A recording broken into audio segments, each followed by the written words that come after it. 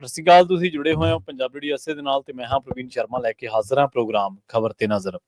ਖਬਰ ਤੇ ਨਜ਼ਰ ਪ੍ਰੋਗਰਾਮ ਦੇ ਵਿੱਚ ਕੀ ਅਹਿਮ ਤੇ ਕੀ ਖਾਸ ਖਬਰਾਂ ਨੂੰ ਲੈ ਕੇ ਚਰਚਾ ਕਰਨ ਦੇ ਲਈ ਜੁੜ ਚੁੱਕੇ ਨੇ ਪੰਜਾਬ ਤੋਂ ਸੀਨੀਅਰ ਪੱਤਰਕਾਰ ਦੀਪਕ ਸ਼ਰਮਾ ਚਨਾਰਥਲ ਜੀ।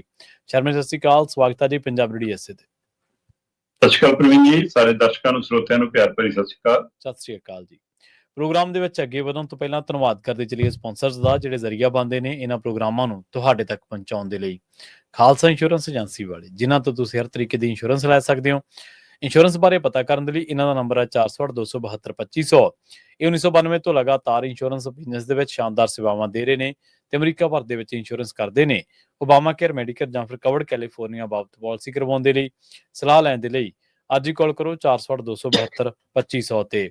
ਟਰਕੀਅਨ ਇਮੀਗ੍ਰੇਸ਼ਨ ਲਾ ਫਰਮ ਵਾਲੇ ਜੇ ਟਰਕੀਆਣਾ ਟੋਰਨੀ ਟਰਕੀਆਣਾ ਦੇ ਨਾਲ ਤੁਸੀਂ ਯੂਐਸ ਇਮੀਗ੍ਰੇਸ਼ਨ ਬਾਬਤ ਕੋਈ ਵੀ ਸਲਾਹ ਕਰਨੀ ਹੈ ਤਾਂ ਇਹਨਾਂ ਦਾ ਨੰਬਰ ਹੈ 415 909 0503। ਗੁਰਦੀਪ ਸਿੰਘ ਵਿਰਦੀ ਕਲੋਵਿਸ, ਮਨਦੀਪ ਸਿੰਘ, ਸੰਦੀਪ ਕੌਰ ਸੈਨ ਹੋਜ਼ੇ, ਅਮਰੀਕ ਸਿੰਘ ਅਟਵਾਲ, ਜਰਨੈਲ ਸਿੰਘ ਯੂਨੀਵਰਸਿਟੀ, ਗੁਰਨਾਮ ਸਿੰਘ ਐਂਟੀਲੋਪ ਤੇ ਜਰਨੈਲ ਸਿੰਘ ਸਿਆਟਲ ਤੋਂ। ਇਹਨਾਂ ਸਾਰੇ ਹੀ ਸਪਾਂਸਰਸ ਦਾ ਬਹੁਤ ਬਹੁਤ ਧੰਨਵਾਦ। ਤੇ ਜੇਕਰ ਤੁਸੀਂ ਵੀ ਪੰਜਾਬੀ ਡੀਐਸਏ ਦੇ ਇਹਨਾਂ ਪ੍ਰੋਗਰਾਮਾਂ ਨੂੰ ਸਪਾਂਸਰ ਕਰਨਾ ਚਾਹੁੰਦੇ ਹੋ ਤਾਂ ਸਟੂਡੀਓ ਦਾ ਨੰਬਰ ਹੈ 468 272 5200। ਅੱਜ ਦਾ ਇਹ ਖਬਰ ਤੇ ਨਜ਼ਰ ਪ੍ਰੋਗਰਾਮ ਸਾਲ 2025 ਦੀ 27 ਅਗਸਤ ਦਾ ਪ੍ਰੋਗਰਾਮ ਹੈ ਤੇ ਦਿਨ ਅੱਜ ਬੁੱਧਵਾਰ ਹੈ। ਖਬਰਾਂ ਦੇ ਵੱਲ ਚੱਲ ਗਏ ਤੇ ਗੱਲ ਕਰੀਏ ਸ਼ਰਮਾ ਜੀ, ਆਪਾਂ ਹੜ੍ਹਾਂ ਤੋਂ ਸ਼ੁਰੂਆਤ ਕਰੀਏ ਜਾਂ ਇਸ ਟਾਈਮ ਜਿਹੜੀ ਮਾਨ ਸਰਕਾਰ ਕਾਰਜ ਕਰ ਰਹੀ ਹੈ ਉਹਨਾਂ ਤੋਂ ਸ਼ੁਰੂ ਕਰ ਲਈਏ। ਹੜ੍ਹਾਂ ਦੇ ਵਿੱਚ ਇੱਕ ਪਾਸੇ ਤਾਂ ਪੰਜਾਬ ਦੇ ਵਿੱਚ ਬਹੁਤ ਵੱਡਾ ਹਿੱਸਾ ਜਿਹੜਾ ਉਹ ਮਾਰ ਦੀ ਹੇਠ ਹੈ, ਪਰ ਦੂਜੇ ਪਾਸੇ ਕਹਿੰਦੇ ਜਦੋਂ ਸਰਕਾਰ ਨਹੀਂ ਵਿਹਣੇ ਆ ਤੇ ਸਰਕਾਰ ਹੜ੍ਹ ਦੀ ਆੜ ਦੇ ਵਿੱਚ ਸ਼ਾਮਲਾਤਾਂ ਹੀ ਵੇਚ ਰਹੀ ਹੈ ਜੀ। ਪ੍ਰਵੀਨ ਜੀ, ਜਦੋਂ ਕੇਂਦਰ ਸਰਕਾਰ ਨੇ 3 ਖੇਤੀ ਕਾਨੂੰਨ ਲਿਆਂਦੇ ਸੀ ਨਾ, ਤਦ ਕਰੋਨਾ ਕਾਲ ਸੀ। ਹਾਂਜੀ ਬਿਲਕੁਲ। ਤੇ ਉਸ ਸਮੇਂ ਮੰਨਿਆ ਜਾ ਰਿਹਾ ਕਿ ਇਹ ਸਾਜ਼ਿਸ਼ ਤਹਿਤ ਇਹ ਸੀਗਾ ਕਿ ਵੀ ਲੋਕ ਕਰੋਨਾ ਦੇ ਡਰ ਤੋਂ ਬਾਹਰ ਨਹੀਂ ਨਿਕਲਣਗੇ ਤੇ ਅਸੀਂ ਆਪਣਾ ਕੰਮ ਕਰਕੇ ਭਰਾ ਹੋ ਜਾਵਾਂਗੇ ਜੀ। ਉਸੇ ਤਰ੍ਹਾਂ ਅੱਜ ਅੱਧੇ ਤੋਂ ਵੱਧ ਪੰਜਾਬ ਹੜ੍ਹ ਦੀ ਪੂਰੀ ਤਰ੍ਹਾਂ ਮਾਰ ਹੇਠ ਹੈ। 7-8 ਜ਼ਿਲ੍ਹੇ ਤਾਂ ਬਿਲਕੁਲ ਡੁੱਬੇ ਨੇ ਤੇ ਸਭ ਦਾ ਧਿਆਨ ਉਧਰ ਹੈ, ਰਾਹਤ ਕਾਰਜਾਂ 'ਚ ਹੈ ਨਾ। ਆਪਣੀ ਜ਼ਮੀਨਾਂ, ਖੇਤ ਖਲਿਆਣ, ਘਰ-ਬਾਰ, ਪਿੰਡ, ਰਿਸ਼ਤੇਦਾਰ, ਸਾਕ ਸੰਬੰਧੀ, ਭਾਈਚਾਰਾ, ਸਾਰਾ ਕੁਝ ਬਚਾਉਣ ਦੇ ਲਈ ਤਨਦੇਹੀ ਨਾਲ ਲੋਕ ਲੱਗੇ ਨੇ। ਉਸ ਸਮੇਂ ਸਰਕਾਰ ਵੱਲੋਂ ਅਜਿਹਾ ਰਾਹ ਅਖਤਿਆਰ ਕਰਨਾ ਕਿ ਚਲੋ ਵੀ ਇਹਦੀ ਆੜ 'ਚ ਆਪਾਂ ਸ਼ਾਮਲਤਾ ਕਬਜ਼ਾ ਲਈਏ, ਇਹਦਾ ਮਤਲਬ ਤੁਸੀਂ ਸ਼ਾਸਨ ਮੌਕੇ ਦੀ ਤਲਾਸ਼, ਸੰਕਟ ਦੀ ਤਲਾਸ਼। ਦੂਸਰਾ, ਇਸ ਘਟਨਾਕ੍ਰਮ ਨੇ ਇਹ ਪੱਖ ਉਜਾਗਰ ਕੀਤਾ ਹੈ ਜਿਹਦਾ ਫਿਕਰ ਆਪਾਂ ਲੈਂਡ ਪੂਲਿੰਗ ਸਮੇਂ ਤੋਂ ਪ੍ਰਗਟਾ ਰਹੇ ਸੀ ਕਿ ਹਰ ਹੀਲੇ ਇਹ ਕਿਸੇ ਨਾ ਕਿਸੇ ਤਰੀਕੇ ਪੈਸਾ ਇਕੱਠਾ ਕਰਨਾ ਚਾਹੁੰਦੇ ਉਹਨੂੰ 1 ਨੰਬਰੀ ਹੋਵੇ 2 ਨੰਬਰੀ ਹੋਵੇ ਤਾਂ ਇਹ ਜਾਣਨ। ਪਹਿਲਾਂ ਤੁਸੀਂ ਲੈਂਡ ਪੂਲਿੰਗ ਦੇ ਰਾਹੀਂ ਉਹ ਪ੍ਰਕਿਰਿਆ ਅਪਣਾਉਣ ਦੀ ਕੋਸ਼ਿਸ਼ ਕੀਤੀ ਤੇ ਉਸ ਤੋਂ ਬਾਅਦ ਫਿਰ ਤੁਸੀਂ ਸਰਕਾਰੀ ਜਾਇਦਾਦਾਂ ਨਿਸ਼ਾਨਦੇਹੀ ਕਰਕੇ 20,000 ਕਰੋੜ ਦੀਆਂ ਉਹ ਜਾਇਦਾਦਾਂ ਪਿੰਨ ਪੁਆਇੰਟ ਕੀਤੀਆਂ। ਹੁਣ ਤੁਸੀਂ ਸ਼ਾਮਲਾਤਾਂ ਨੂੰ ਪੈ ਨਿਕਲੇ ਜੀ।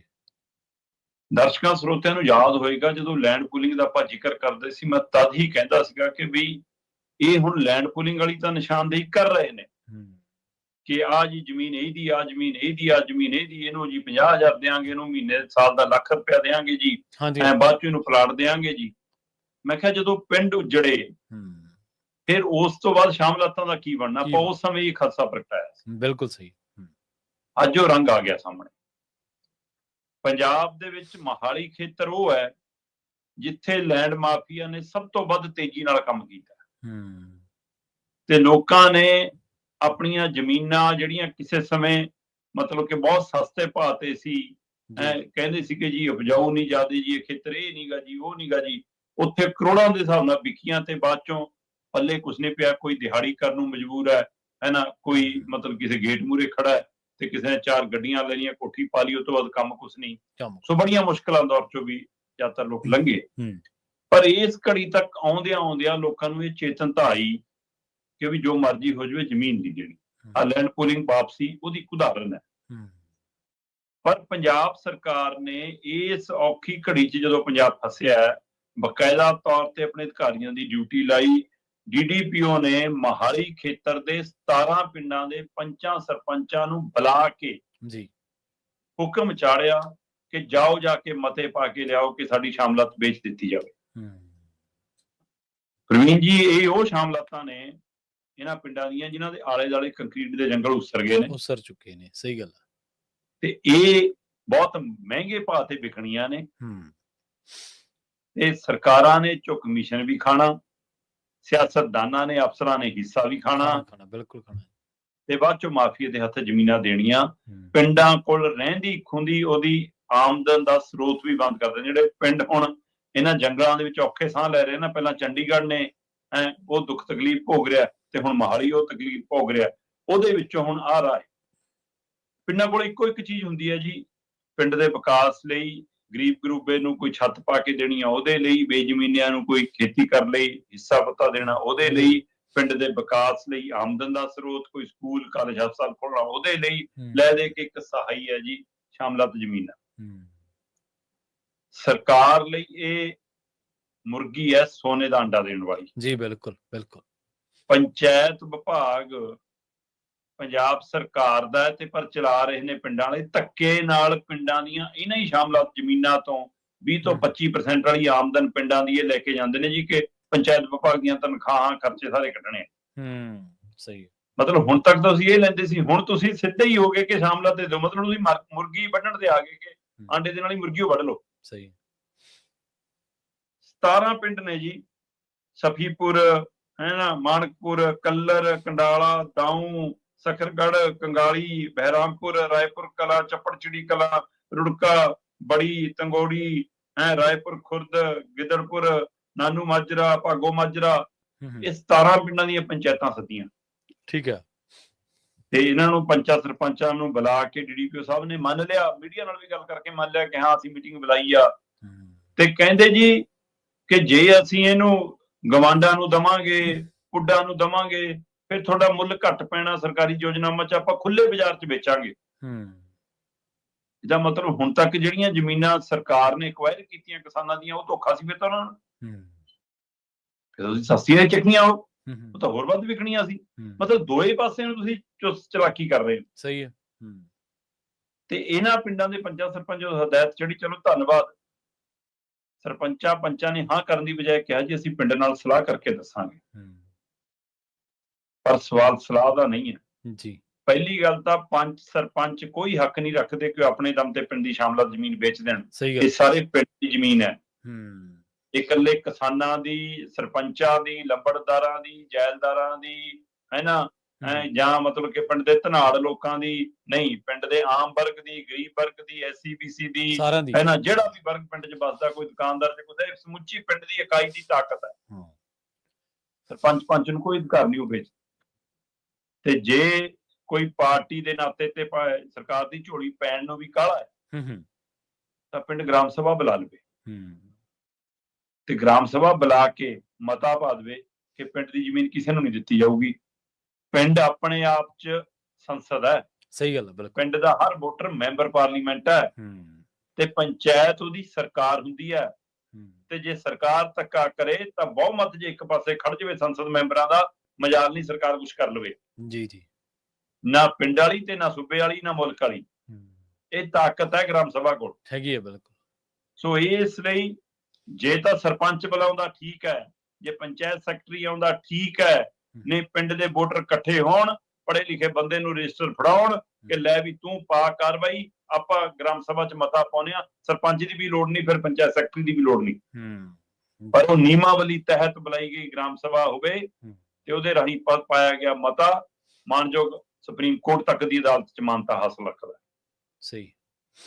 ਪਰ ਜੇ ਅੱਜ ਇਹ 17 ਪਿੰਡਾਂ ਦੀ ਜ਼ਮੀਨ ਗਈ, ਸ਼ਾਮਲਾਤ ਚਲੀ ਗਈ, ਫਿਰ ਪੰਜਾਬ ਦੇ 13,000 ਦੇ 13,000 ਪਿੰਡਾਂ ਦੀ ਸ਼ਾਮਲਾਤ ਜਾਊਗੀ। ਇਹ ਰਾਹ ਖੁੱਲਣ ਜਾ ਰਿਹਾ। ਹਾਂਜੀ, ਬਿਲਕੁਲ। ਇਹ ਰਾਹ ਰੋਕਣਾ ਪੈਣਾ।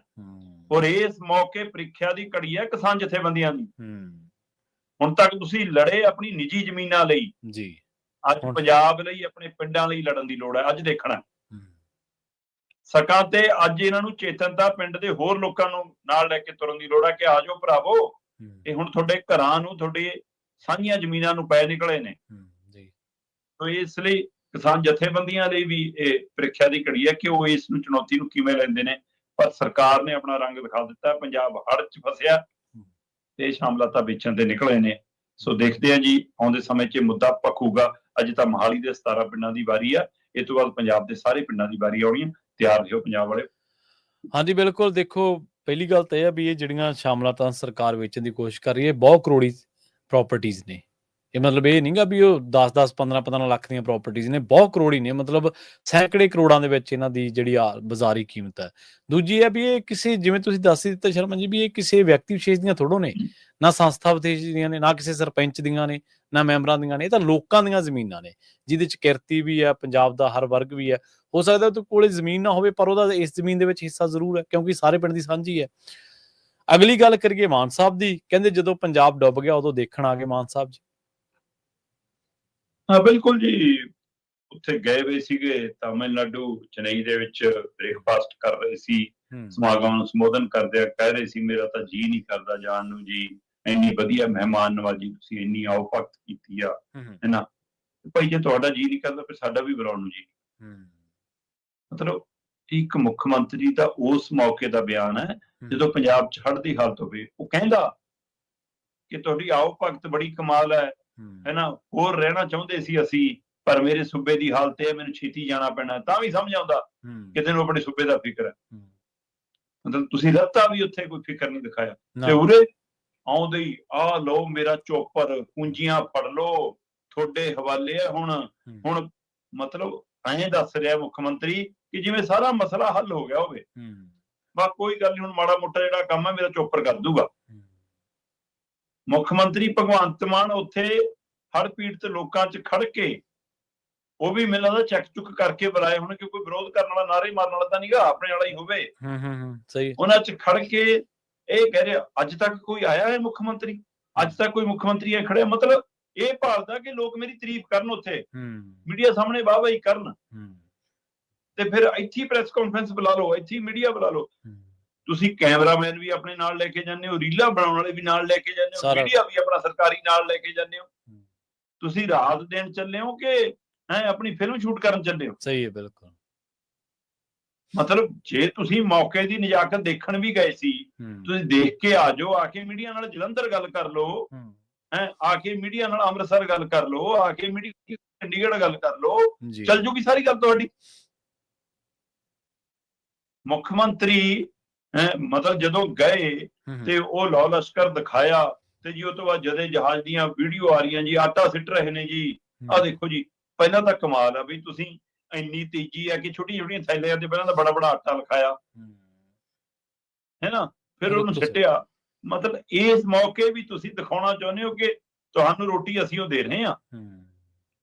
ਭਰਾਵਾ ਝਾਤ ਮਾਰ ਕੇ ਦੇਖੋ, ਪੰਜਾਬ ਦਾ ਇੱਕ ਪਿੰਡ ਇਹਦੀ ਉਦਾਹਰਨ ਬਣਿਆ, ਉਹ ਬਾਹਰ ਆਇਆ, ਕਹਿੰਦਾ ਰਾਸ਼ਨ ਦੇਣ ਕੋਈ ਨਾ ਆਇਓ ਸਾਡੇ ਪਿੰਡ, ਹੜ ਗਏ ਆ ਅਸੀਂ, ਪਰ ਜੇ ਆਉਣਾ ਤਾਂ ਟਰੈਲੀਆਂ 'ਚ ਰੇਤ ਦੀਆਂ ਮਿੱਟੀ ਦੀਆਂ ਬੋਰੀਆਂ ਭਰ ਕੇ ਲਿਆਇਓ, ਤਾਂ ਕਿ ਅਸੀਂ 4 ਹੋਰ ਪਿੰਡਾਂ ਨੂੰ ਬਚਾ ਸਕੀਏ, ਉਹਦੀ ਲੋੜ ਹੈ। ਸਹੀ ਗੱਲ ਹੈ, ਬਿਲਕੁਲ ਠੀਕ ਹੈ। ਸੁਲਤਾਨਪੁਰ ਲੋਧੀ, ਗੁਰਦਾਸਪੁਰ, ਪਠਾਨਕੋਟ ਗੇੜਾ ਮਾਰ ਲਿਆ, ਹੈਨਾ, ਦਮ ਭਰਤਾ। ਉਧਰ ਵਿਰੋਧੀ ਧਿਰ ਦਾ ਲੀਡਰ ਕਹਿੰਦਾ ਮੈਂ ਆਪਣੀ ਜੇਬ 'ਚੋਂ ਟੈਂਕ ਜੇ ਬਣਾ ਲਿਆਂਦੇ, ਲੋਕਾਂ ਨੂੰ ਇਹ ਕੱਢੂਗਾ, ਹੈਨਾ।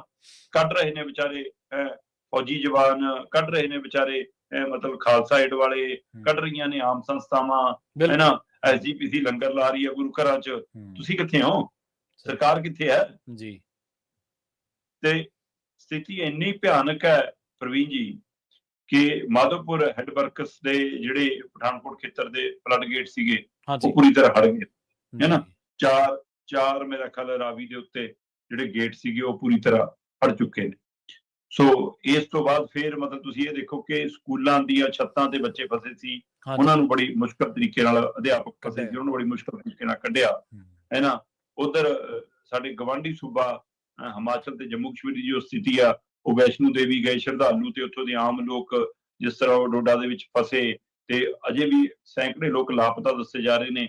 34-35 ਤੋਂ ਵੱਧ ਲਾਸ਼ਾਂ ਹੁਣ ਤੱਕ ਮਿਲ ਚੁੱਕੀਆਂ ਨੇ, ਉਹ ਗਿਣਤੀ ਹੋਰ ਵਧਣ ਦਾ ਖਤਰਾ ਹੈ ਨਾ। ਪਠਾਨਕੋਟ ਤੇ ਜਿਹੜਾ ਜੰਮੂ ਵਾਲਾ ਰੇਲਵੇ ਟਰੈਕ ਹੈ ਉਹ ਸਾਰਾ ਖਤਮ ਹੋ ਗਿਆ, ਇੱਕ ਤਰ੍ਹਾਂ ਨਾਲ ਬੰਦ ਹੋ ਗਈ ਰੇਲਵੇ ਕਨੈਕਸ਼ਨ ਸਾਡਾ।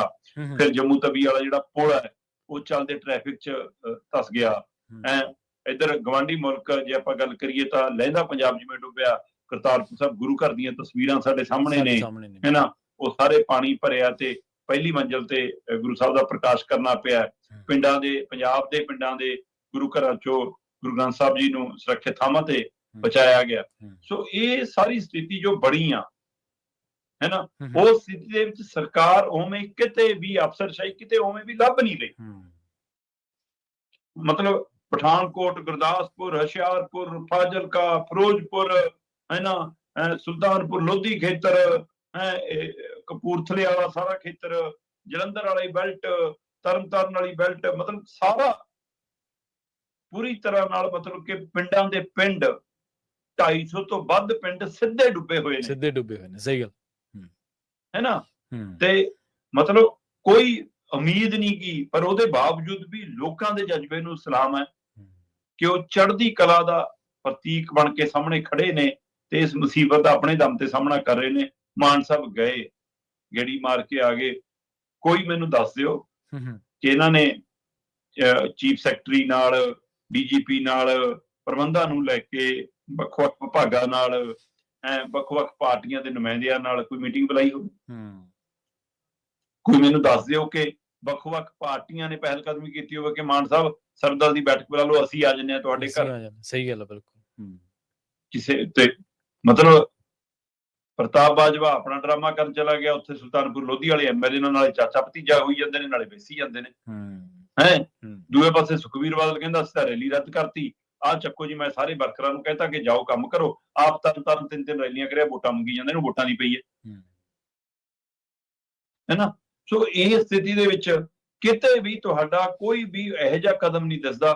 ਮੈਨੂੰ ਪੰਜਾਬ ਦੇ 13 ਦੇ 13 ਮੈਂਬਰ ਪਾਰਲੀਮੈਂਟ ਚੋਂ ਦੱਸੋ ਕਿਸੇ ਨੇ ਦਿੱਲੀ ਜਾ ਕੇ ਕਿਸੇ ਲੀਡਰ ਦਾ, ਕਿਸੇ ਅਫਸਰ ਦਾ, ਮੰਤਰੀ ਦਾ ਬੂਹਾ ਖੜਕਾਇਆ ਹੋਵੇ ਕਿ ਪੰਜਾਬ ਲਈ ਰਾਹਤ ਪੈ ਗਈ?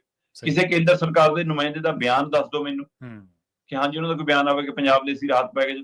ਪ੍ਰਧਾਨ ਮੰਤਰੀ ਤੋਂ ਲੈ ਕੇ ਮੁੱਖ ਮੰਤਰੀ ਤੱਕ ਪੰਜਾਬ ਦੇ ਦੱਸ ਦਿਓ ਜੀ ਕੋਈ।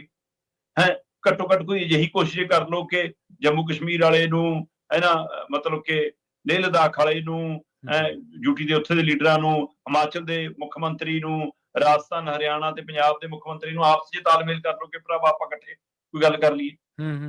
ਕੋਈ ਡੈਮ ਵਾਲਿਆਂ ਨਾਲ ਮੀਟਿੰਗ, ਕਿਤੇ ਕੁਛ ਨਹੀਂ। ਮੂੰਹ ਜਵਾਨੀ ਬਿਆਨਬਾਜ਼ੀ ਤੁਹਾਡੀ। ਏਦਾਂ ਪੰਜਾਬ ਬਚੂਗਾ? ਏਦਾਂ ਤੁਸੀਂ ਬਚਾਓਗੇ ਪੰਜਾਬ? ਬਹੁਤ ਔਖੇ ਦੌਰ ਦੇ ਵਿੱਚ। ਔਰ ਅਜੇ ਵੀ ਅਗਲੇ 48 ਤੋਂ 72 ਘੰਟੇ ਖਤਰੇ ਦੇ ਖੜੇ ਨੇ। ਔਰ ਮੈਂ ਬਾਰ-ਬਾਰ ਇਹ ਗੱਲ ਕਰਦਾ ਰਿਹਾ, ਇਹ ਕੁਦਰਤੀ ਆਫਤ ਘੱਟ ਹੈ, ਇਹ ਮਨੁੱਖੀ ਤੇ ਤਕਨੀਕੀ ਖਾਮੀਆਂ ਦਾ ਜਨਾਜ਼ਾ ਵੱਧ ਨਿਕਲ ਰਿਹਾ। ਬਿਲਕੁਲ ਸਹੀ ਹੈ ਜੀ। ਕਹਿੰਦੇ ਜੇ ਹੜ੍ਹਾਂ ਤੋਂ ਪਹਿਲਾਂ ਕੋਈ ਤਿਆਰੀ ਨਹੀਂ ਕੀਤੀ ਤਾਂ ਹੁਣ ਜਿਹੜੀਆਂ ਬਾਅਦ ਚ ਮੁਸ਼ਕਲ ਆਉਣੀਆਂ, ਘੱਟੋ ਘੱਟ ਉਹਨਾਂ ਦੀ ਤਿਆਰੀ ਕਰ ਲਓ।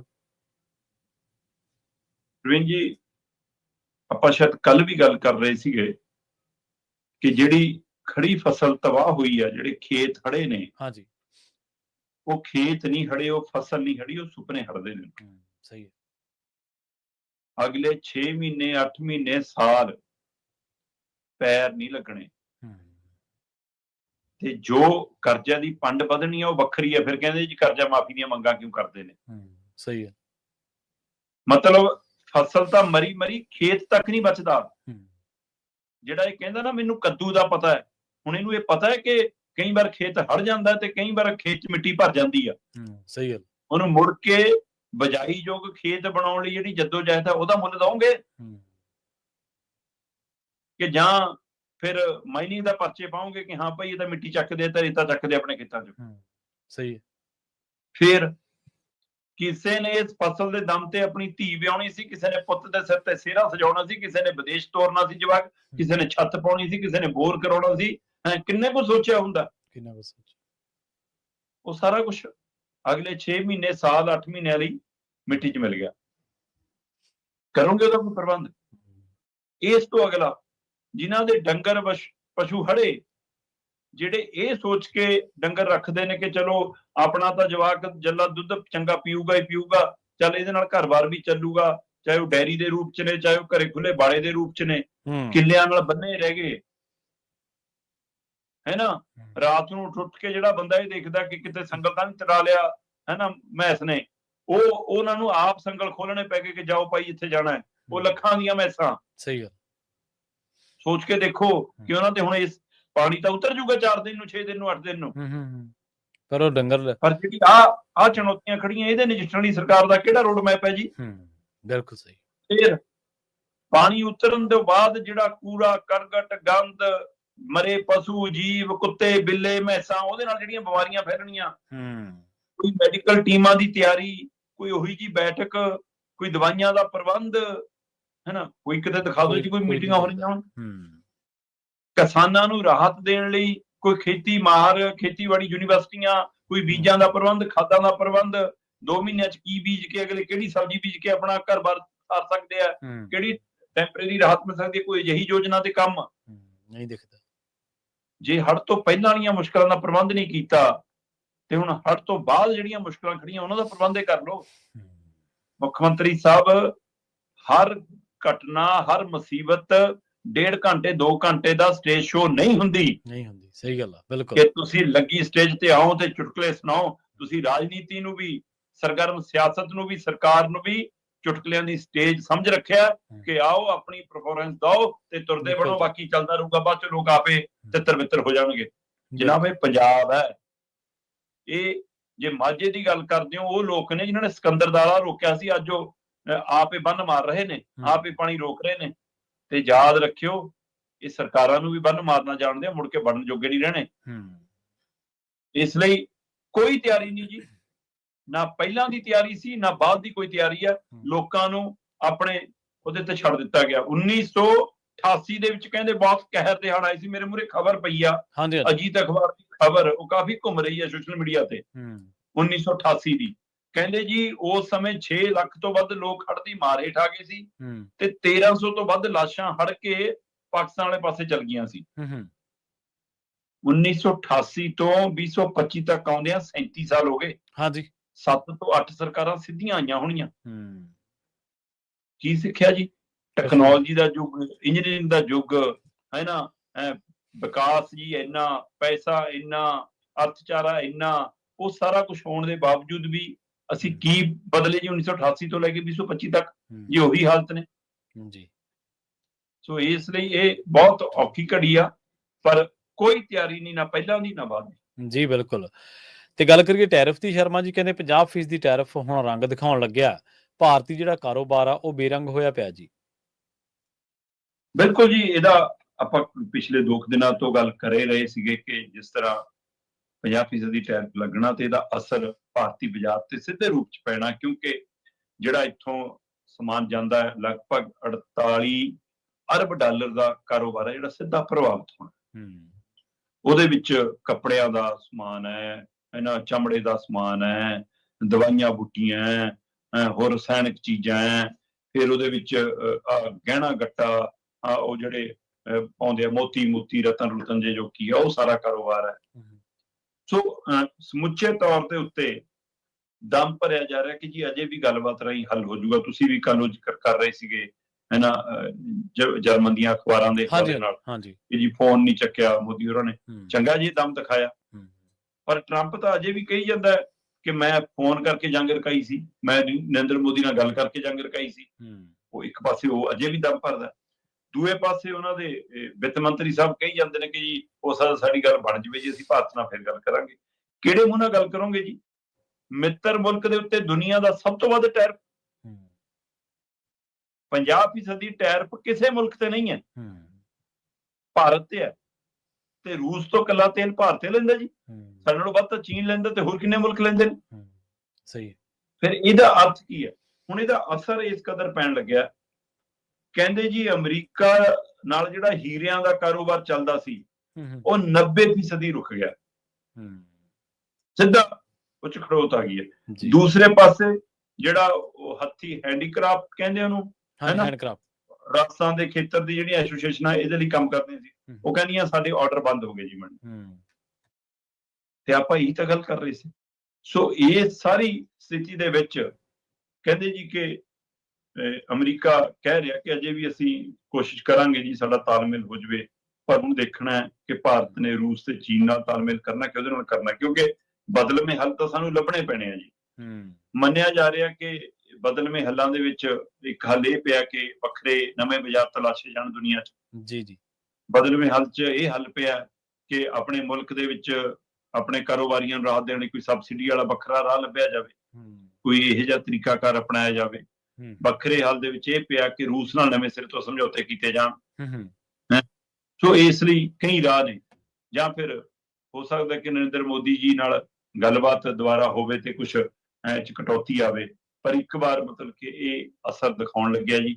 ਔਰ ਕਾਰੋਬਾਰ ਤੇ ਜੇ ਅਸਰ ਪੈਣਾ ਤਾਂ ਸਮੁੱਚੀ ਅਰਥ ਵਿਵਸਥਾ ਤੇ ਅਸਰ ਪੈਣਾ।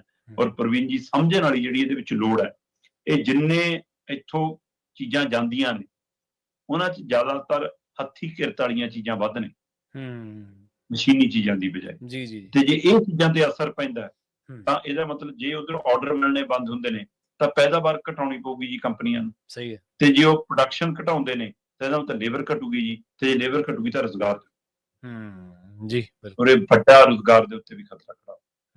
ਜੀ। ਤੇ ਜਾਂਦਿਆਂ ਦੀ ਗੱਲ ਕਰੀਏ, ਲੰਘੇ ਦਿਨੀ ਆਪਾਂ ਨੂੰ ਪਤਾ ਹੀ ਹੈ ਜਸਵਿੰਦਰ ਸਿੰਘ ਭੱਲਾ ਜੀ ਜਿਹੜੇ ਕਮੇਡੀਅਨ ਸੀਗੇ, ਉਹ ਸਦੀਵੀ ਵਿਛੋੜਾ ਦੇ ਗਏ ਨੇ, ਸਫਾਨੀ ਸੰਸਾਰ ਨੂੰ ਅਲਵਿਦਾ ਕਹਿ ਗਏ ਨੇ। ਬਹੁਤ ਸਾਰੇ ਲੋਕਾਂ ਨੇ ਉਹਨਾਂ ਪੀੜਤ ਪਰਿਵਾਰ ਦੇ ਨਾਲ ਜਿਹੜਾ ਅਫਸੋਸ ਪ੍ਰਗਟਾਇਆ। ਪ੍ਰਧਾਨ ਮੰਤਰੀ ਸਾਹਿਬ ਵੀ ਕਹਿੰਦੇ ਉਹਨਾਂ ਦੇ ਨਾਲ ਉਹਨਾਂ ਨੇ ਅਫਸੋਸ ਪ੍ਰਗਟਾਇਆ ਜੀ ਭੱਲਾ ਪਰਿਵਾਰ ਦੇ ਨਾਲ।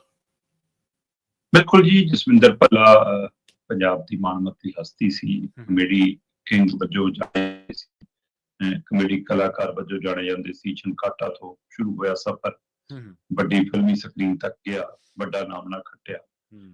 ਪਰ ਜਿਸ ਤਰ੍ਹਾਂ ਅਚਨਚੇਤ ਗਏ ਜਾਂ ਜਿਹੜੇ ਕੁਝ ਦੇਰ ਤੋਂ ਬਿਮਾਰੀ ਤੋਂ ਜਿਹੜੀ ਪੀੜਾ ਸੀ, ਤਾਂ ਪ੍ਰਸ਼ੰਸਕਾਂ ਲਈ, ਚੇਤਿਆਂ ਲਈ, ਨੇੜਲਿਆਂ ਲਈ ਝਟਕੇ ਵਰਗਾ।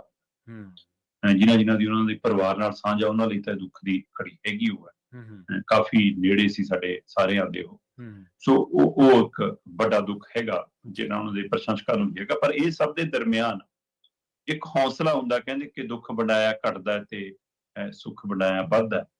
ਸੋ ਇਸ ਲਈ ਕਿ ਇਸ ਮੌਕੇ ਪ੍ਰਧਾਨ ਮੰਤਰੀ ਨਰਿੰਦਰ ਮੋਦੀ ਹੋਰਾਂ ਨੇ ਜਸਵਿੰਦਰ ਭੱਲਾ ਜੀ ਹੋਰਾਂ ਦੀ ਧਰਮ ਪਤਨੀ ਦੇ ਨਾਮ ਚਿੱਠੀ ਲਿਖ ਕੇ ਗਹਿਰੇ ਦੁੱਖ ਦਾ ਪ੍ਰਗਟਾਵਾ ਕੀਤਾ। ਠੀਕ ਹੈ ਜੀ। ਕਿ ਮੈਨੂੰ ਅਫਸੋਸ ਹੈ ਕਿ ਅਜਿਹੇ ਕਲਾਕਾਰ ਦਾ ਜਾਣਾ ਇਕੱਲੇ ਪੰਜਾਬ ਲਈ ਜਾਂ ਤੁਹਾਡੇ ਪਰਿਵਾਰ ਲਈ ਨਹੀਂ, ਸਾਡੇ ਮੁਲਕ ਲਈ ਘੱਟ ਹੈ। ਚੰਗਾ ਗੱਲ ਹੈ ਜੀ ਜੇਕਰ ਪ੍ਰਧਾਨ ਮੰਤਰੀ ਜੀ ਹੋਰਾਂ ਨੇ ਜਿਹੀ ਪਹਿਲ ਕਦਮੀ ਕੀਤੀ ਹੈ। ਗਿਆ ਜੀ ਮੁੜਦਾ ਤਾਂ ਨਹੀਂ ਹੁੰਦਾ, ਪਰ ਇਹ ਹੌਸਲੇ ਦੇ ਦੋ ਅੱਖਰ ਜਾਂ ਅਜਿਹੀ ਸ਼ਖਸੀਅਤਾਂ, ਮੁੱਖ ਮੰਤਰੀ, ਪ੍ਰਧਾਨ ਮੰਤਰੀ ਜਾਂ ਜਦੋਂ ਅਜਿਹੀਆਂ ਮਾਨਵਤੀਆਂ ਹਸਤੀਆਂ ਜਦੋਂ ਤੁਹਾਡੇ ਨਾਲ ਦੁੱਖ ਸਾਂਝਾ ਕਰਦੀਆਂ ਤਾਂ ਥੋੜਾ ਹੌਸਲਾ ਵੱਧਦਾ ਹੈ ਕਿ ਹਾਂ ਸਾਡੀ ਮੁਸ਼ਕਲ ਘੜੀ ਦੇ ਵਿੱਚ ਇਹ ਲੋਕ ਨਾਲ ਖੜੇ ਨੇ। ਪਰ ਜਦੋਂ ਰਾਜਨੀਤਿਕ ਵਿਅਕਤੀ ਕੋਈ ਕਦਮ ਚੁੱਕਦਾ ਤਾਂ ਲੋਕ ਉਹਦੀ ਰਾਜਨੀਤੀ ਵੀ ਦੇਖਦੇ। ਸਹੀ। ਇੱਕ ਪਾਸੇ ਇਹ ਮੰਨਿਆ ਜਾ ਰਿਹਾ ਕਿ ਇਹ ਸਮਝ ਪ੍ਰਧਾਨ ਮੰਤਰੀ ਜੀ ਦੇ ਦਫ਼ਤਰ ਤੱਕ ਜੇ ਕਿਸੇ ਨੇ ਪਹੁੰਚਾਈ ਹੋਊਗੀ, ਪੰਜਾਬ ਦੀ ਲੀਡਰਸ਼ਿਪ ਨੇ ਪਹੁੰਚਾਈ। ਖਾਸ ਕਰਕੇ ਉਹ ਲੀਡਰਸ਼ਿਪ ਜਿਹੜੀ ਭੋਗਾ ਵਿਹਾਂ ਦੀ ਰਾਜਨੀਤੀ ਖਾਸੀ ਜਾਣਦੀ। ਸਹੀ ਗੱਲ ਹੈ। ਕਿ ਉਹਨਾਂ ਨੇ ਇਹ ਪਹੁੰਚ ਅਪਰੋਚ ਕੀਤੀ ਹੋਣੀ ਕਿ ਜੀ ਤੁਸੀਂ ਇਹ ਚਿੱਠੀ ਜ਼ਰੂਰ ਪਾਓ। ਇਹ ਕੱਲੀ ਚਿੱਠੀ ਭੱਲਾ ਪਰਿਵਾਰ ਦੇ ਕੰਮ ਨਹੀਂ ਆਊਗੀ, ਇਹ ਸਮੁੱਚੇ ਸਾਡੇ ਕਲਾਕਾਰ ਜਗਤ ਦੇ ਉੱਤੇ ਅਸਰ ਕਰੂ, ਸਮੁੱਚੇ ਉਹਨਾਂ ਦੇ ਪ੍ਰਸ਼ੰਸਕਾਂ ਤੇ ਅਸਰ ਕਰੂਗੀ। ਮਤਲਬ ਰਾਜਨੀਤਿਕ ਹਰ ਐਂਗਲ ਤੋਂ ਦੇਖਿਆ ਜਾਂਦਾ, ਰਾਜਨੀਤਿਕ ਕਦਮ ਨੂੰ ਲੋਕ ਇਸ ਐਂਗਲ ਤੋਂ ਵੀ ਦੇਖ। ਦੂਸਰੇ ਪਾਸੇ ਕੁਝ ਧਿਰਾਂ ਇਹਨੂੰ ਇਸ ਪੱਖ ਤੋਂ ਵੀ ਸਵਾਲ ਕਰ ਰਹੀਆਂ ਨੇ ਵੀ ਕਿ ਚੰਗੀ ਗੱਲ ਹੈ ਪ੍ਰਧਾਨ ਮੰਤਰੀ ਹੋਰਾਂ ਨੇ ਅਫਸੋਸ ਪ੍ਰਗਟਾਇਆ, ਪਰ ਕਹਿੰਦੇ ਕਿ ਜਸਵਿੰਦਰ ਭੱਲਾ ਪਹਿਲੀ ਹਸਤੀ ਨਹੀਂ ਪੰਜਾਬ ਦੀ ਜਿਹੜੀ ਅਜਿਹੀ ਗਈ ਹੈ। ਜੇ ਆਪਾਂ ਤਾਜ਼ੀ ਗੱਲ ਕਰੀਏ ਤਾਂ ਲੰਘੇ ਦਿਨੀ ਪਦਮ ਸ਼੍ਰੀ ਡਾਕਟਰ ਸੁਰਜੀਤ ਪਾਤਰ ਹੋਰਾਂ ਦਾ ਜਾਣਾ, ਕਿ ਉਸ ਸਮੇਂ ਪ੍ਰਧਾਨ ਮੰਤਰੀ ਨੂੰ ਯਾਦ ਆਇਆ ਜਾਂ ਉਸ ਸਮੇਂ ਸਮਝ ਨਹੀਂ ਪਈ ਸੀ ਜਾਂ ਉਸ ਸਮੇਂ 2027 ਅਜੇ ਦੂਰ ਸੀ, ਲੋਕ ਅਜਿਹੀਆਂ ਗੱਲਾਂ ਕਰਨ ਲੱਗ ਪਏ। ਪੈਰਲਲ ਇਹ ਗੱਲਾਂ ਤੁਰ ਪੈਂਦੀਆਂ। ਪਰਿਵਾਰ ਲਈ ਇਹ ਇੱਕ ਵੱਡੀ ਰਾਹਤ ਭਰੇ ਉਹ 4 ਅੱਖਰ ਨੇ, ਹੈ ਨਾ। ਤੇ ਪ੍ਰਧਾਨ ਮੰਤਰੀ ਸਾਹਿਬ ਦਾ ਇਹਦੇ ਲਈ ਧੰਨਵਾਦ ਹੈ ਕਿ ਉਹਨਾਂ ਨੇ ਪਹਿਲ ਕਦਮੀ ਕੀਤੀ। ਉਹ ਇਹ ਸਮਝ ਨੂੰ ਲਗਾਤਾਰ ਜੇ ਬਰਕਰਾਰ ਰੱਖਣ ਤਾਂ ਹੋਰ ਵੀ ਚੰਗੀ ਗੱਲ ਹੈ। ਪੰਜਾਬ ਲਈ ਨਹੀਂ, ਜੇਕਰ ਦੇਸ਼ ਦਾ ਕੋਈ ਵੀ ਅਜਿਹੀ ਹਸਤੀ ਜਾਂਦੀ ਹੈ ਤਾਂ ਉਹਦੇ ਲਈ ਪੀਐਮਓ ਹਾਊਸ ਜੇ ਚਿੱਠੀ ਆਉਂਦੀ ਹੈ ਤਾਂ ਚੰਗੀ ਗੱਲ ਹੈ। ਉਹ ਕਿਸੇ ਵੀ ਖਿੱਤੇ ਨਾਲ ਸੰਬੰਧਿਤ ਹੋਵੇ, ਕਿਸੇ ਵੀ ਕਾਰਜ ਵਿਧਾ ਨਾਲ ਜੁੜਿਆ ਹੋਵੇ। ਪਰ ਇਸ ਨੂੰ ਪੰਜਾਬ ਦੇ ਵਿੱਚ ਤਾਂ ਜੇ ਭੋਗਾ ਦੀ ਰਾਜਨੀਤੀ ਚੱਲਦੀ ਆ ਤਾਂ ਫਿਰ ਇਹ ਚਿੱਠੀ ਨੂੰ ਵੀ ਰਾਜਨੀਤੀ ਵਜੋਂ ਦੇਖਿਆ ਜਾਵੇ। ਜੀ ਬਿਲਕੁਲ। ਇਹ ਵੀ ਨਾ ਹੋਵੇ ਵੀ ਜੇ ਚਲੋ ਤਾਂ ਕਲਾ ਦੇ ਨਾਲ ਜਾਂ ਉਹਨਾਂ ਲੋਕਾਂ ਦੇ ਨਾਲ ਵੀ ਉਹਨਾਂ ਪਿੱਛੇ ਫੈਨ ਫੋਲੋਇੰਗ ਕਿੰਨੀ ਹੈ, ਲੋਕਾਂ ਦੇ ਵਿੱਚ ਉਹਨਾਂ ਦੀ ਚਰਚਾ ਕਿੰਨੀ ਹੈ, ਚਲੋ ਉਹਨਾਂ ਨਾਲ ਤਾਂ ਅਫਸੋਸ ਪ੍ਰਗਟਾ ਦਿਓ। ਇਹ ਵੀ ਨਾ ਹੋਵੇ ਵੀ ਜੇ ਕੋਈ ਜਿਉਂਦਾ ਬੰਦਾ ਤੁਹਾਡੀ ਨੀਤੀ ਦਾ ਕਿਸੇ ਦਾ ਵਿਰੋਧ ਕਰਦਾ, ਲੋਕਾਂ ਨਾਲ ਖੜਦਾ, ਤੇ ਉਹਦੇ ਘਰੇ ਡੀ ਭੇਜ ਦਿਓ। ਇੱਥੇ ਵੀ ਥੋੜਾ ਜਿਹਾ ਕਲਾ ਨੂੰ ਥੋੜਾ ਜਿਹਾ ਦਾਇਰਾ ਸਰਕਾਰਾਂ ਨੂੰ ਖੁੱਲਾ ਕਰਨਾ ਚਾਹੀਦਾ, ਪਰ ਇਹਨਾਂ ਨੇ ਸੰਗੇੜ ਰੱਖਿਆ, ਭੀੜਾ ਕਰ ਰੱਖਿਆ। ਜੇ ਕੋਈ ਸਟਾਇਰ ਹੈ, ਕੋਈ ਕਿਸੇ ਨੇ ਕਮੇਡੀ ਕੀਤੀ ਹੈ, ਕੋਈ ਕਿਸੇ ਨੇ ਡਾਇਲੋਗ ਲਿਖਿਆ ਜਾਂ ਕਿਸੇ ਨੇ ਵੈਸੀ ਸਰਕਾਰ ਨੂੰ ਕਿਹਾ ਵੀ ਇਹ ਤੁਹਾਡਾ ਕੰਮ ਗਲਤ ਹੈ, ਇਹ ਨਹੀਂ ਗਾ ਕਿ ਉਹਦੇ ਘਰੇ ਡੀ ਭੇਜ ਦਿਓ ਜੀ। ਸੋ ਸ਼ਰਮਾ ਜੀ, ਇਹਨਾਂ ਖਾਸ ਖਬਰਾਂ ਤੇ ਖਾਸ ਜਾਣਕਾਰੀਆਂ ਦੇ ਲਈ ਤੁਹਾਡਾ ਬਹੁਤ ਬਹੁਤ ਧੰਨਵਾਦ ਜੀ। ਸਤਿ ਸ੍ਰੀ ਅਕਾਲ। ਸਤਿ ਸ੍ਰੀ ਅਕਾਲ ਜੀ। ਪ੍ਰੋਗਰਾਮ ਖਬਰ ਤੇ ਨਜ਼ਰ ਨੂੰ ਆਪਾਂ ਇੱਥੇ ਸਮਾਪਤ ਕਰਾਂਗੇ। ਤੁਹਾਡਾ ਸਾਰਿਆਂ ਦਾ ਵੀ ਬਹੁਤ ਧੰਨਵਾਦ। ਸਤਿ ਸ੍ਰੀ ਅਕਾਲ। ਜੁੜੇ ਰਹੋ ਪੰਜਾਬੀ ਰੇਡੀਓ USA।